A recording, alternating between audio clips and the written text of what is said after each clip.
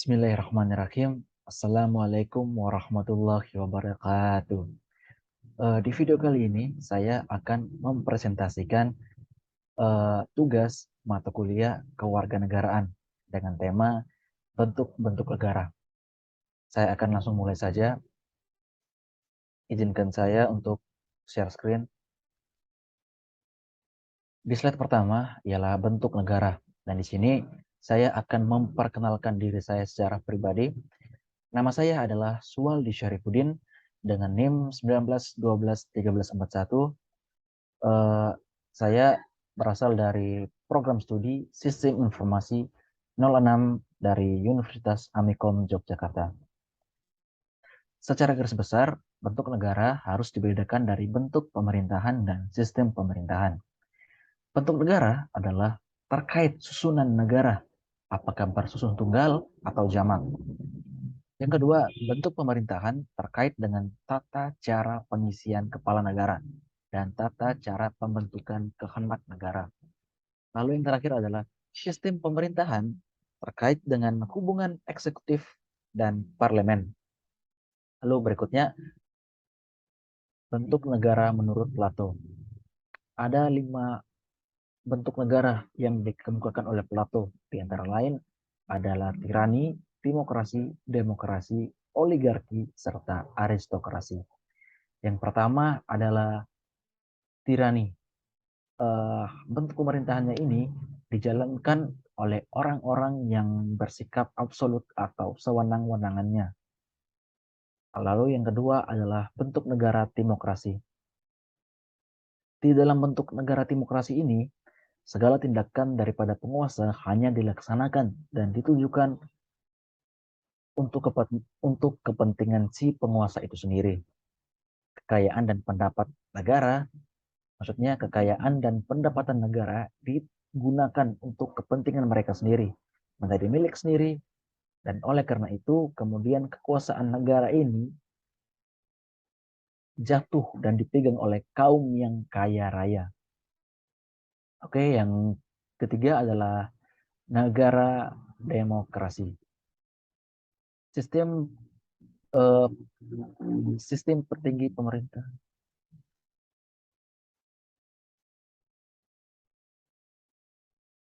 Oke, yang ketiga adalah bentuk negara demokrasi. Bentuk negara ini kekuasaan tertingginya dipegang oleh rakyat. Maksud saya, oke. Yang ketiga adalah bentuk negara demokrasi. Bentuk negara ini di mana pemerintahannya dipegang oleh rakyat. Yang keempat adalah oligarki. Dalam pemerintahan oligarki ini, orang-orang yang memegang pemerintahannya yaitu orang-orang kaya yang mempunyai hasrat atau kecenderungan ingin lebih kaya lagi. Keadaan ini menimbulkan kemelaratan umum. Oleh karena itu, lalu sebagian besar dari anggota masyarakat yaitu terdiri dari orang-orang miskin. Yang terakhir adalah bentuk negara aristokrasi.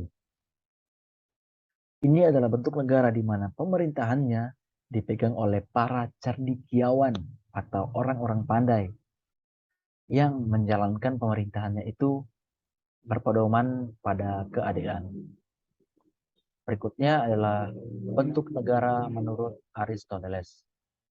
Di sini ada 3 bentuk negara, yakni monarki, aristokrasi, dan politeia. Dan kemudian bentuk negara ini mengalami pemerosotan yang menjadi bentuk negara diktator atau tirani, bentuk negara oligarki, dan bentuk negara demokrasi. Yang pertama adalah bentuk negara monarki. Bentuk pemerintahan yang satu ini, menurut seorang Aristoteles, adalah bentuk pemerintahan di mana kekuasaan tertinggi dalam pemerintahan tersebut berada di tangan raja atau kaisar.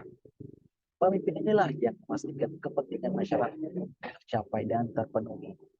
Namun, seiring dengan berjalannya waktu, bentuk pemerintahan ini mengalami kemerosotan hingga muncullah bentuk pemerintahan tirani atau diktator.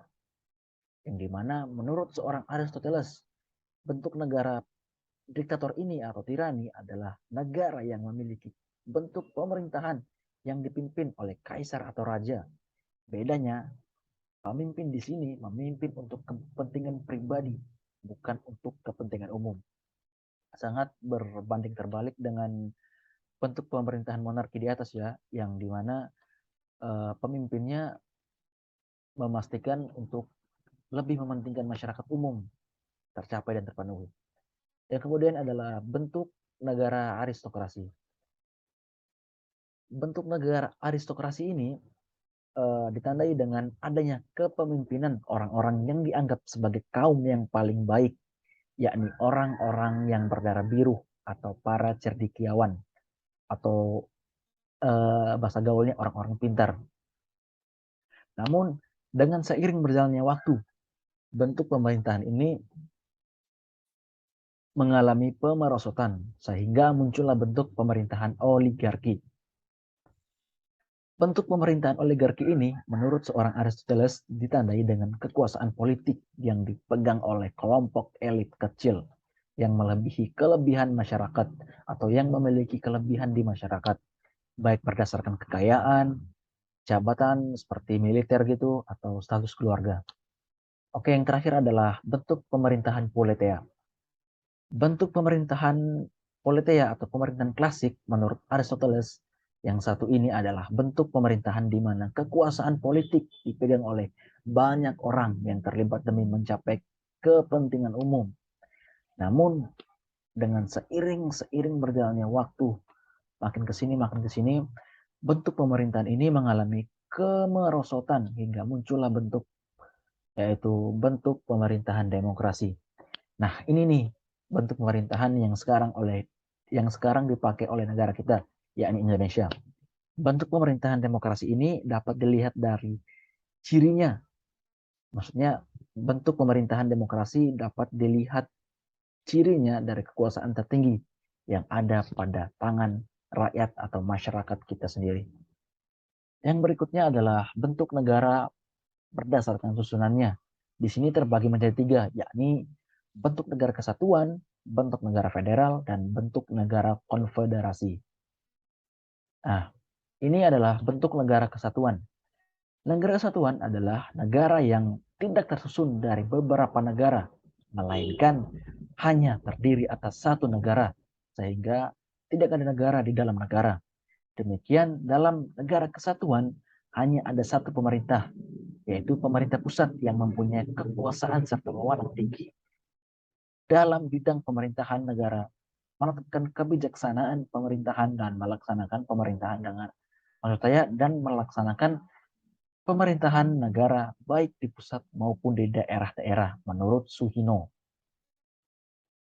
Yang berikutnya adalah negara kesatuan menurut M. Solilobis. Prinsip pada negara kesatuan yaitu bahwa yang memegang tampuk kekuasaan tertinggi atas segenap urusan negara ialah pemerintah pusat tanpa adanya suatu delegasi atau pelimpahan kekuasaan pada pemerintah daerah atau local government. Dalam negara kesatuan terdapat asas bahwa segenap urusan-urusan negara tidak dibagi antara pemerintah pusat atau central government dan pemerintah lokal atau local government. Sehingga urusan-urusan negara dalam negara kesatuan tetap merupakan suatu kebulatan atau inherit dan pemegang tertinggi di negara itu ialah pemerintah pusat.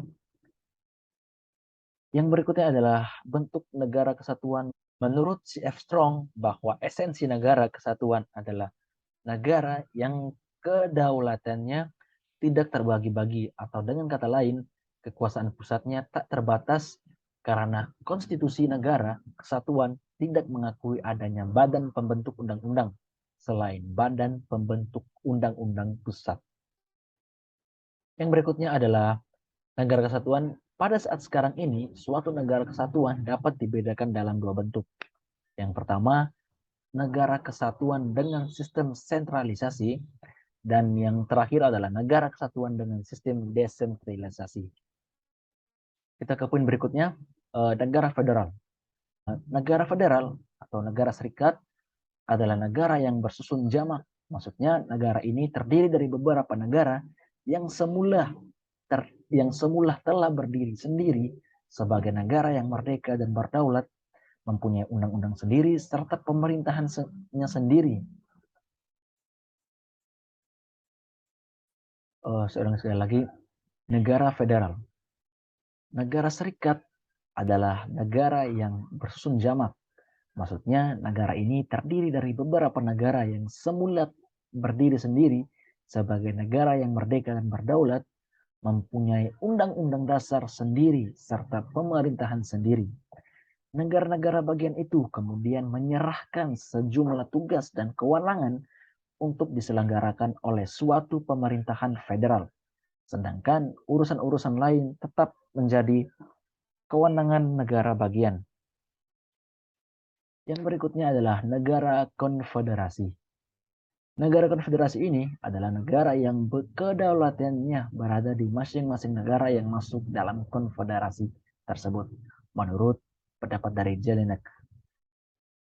Selanjutnya adalah menurut Kronberg, untuk melihat apakah suatu negara konfederasi atau tidak dapat dilihat dari apakah warga negaranya terikat langsung atau tidak dengan undang-undang yang dibentuk oleh negara konfederasi. Apabila tidak, maka negara tersebut adalah konfederasi. Oke, jadi itu saja hasil materi yang bisa saya jelaskan atau hasil persentase saya. Bila ada kurangnya, mohon maaf. Wabillahi taufiq walhidayah. Wassalamualaikum warahmatullahi wabarakatuh.